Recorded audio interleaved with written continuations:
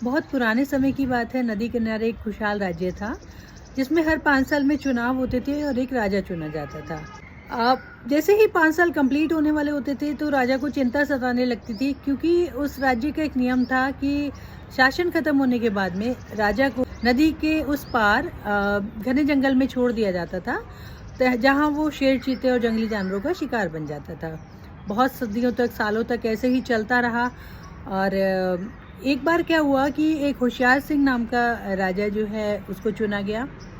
5 साल कंप्लीट हुए। जब उसको नदी के पार छोड़ने जा रहे थे तो वो ढोल ताशों पे नाच गा रहा था। लोगों ने सोचा कि राजा शायद पागल हो गए हैं, उनको मृत्यु का डर सता रहा है, इसलिए वो नाच रहे हैं। एक बुजुर्ग व्यक्ति ने उनसे पूछा कि राजन, क्या हुआ, आप इतने खुश क्यों हैं? तो राजा बोले कि जब मैं पहले दिन राजा बना था ना, तभी मुझे पता था कि 5 साल बाद मेरे साथ भी यही सब होगा जो पिछले राजाओं के साथ हुआ है। तो तब मेरे पास साधन थे, मेरे पास सारी सुविधाएं थी, तो मैंने नदी के उस पार जंगल साफ करा के अपने लिए एक सुंदर सा महल बनवा दिया है और वहाँ पे दास दासियाँ सब हैं। मैं वहाँ पे ऐसी ही ज़िंदगी जीऊँगा जैसे कि मैं यहाँ पे जी रहा था, ऐसे ही राज करूँगा जैसे मैं यहाँ पे कर रहा था। तो दोस्तों, इस कहानी से हमें ये शिक्षा मिलती है कि हम सभी अभी राजा हैं।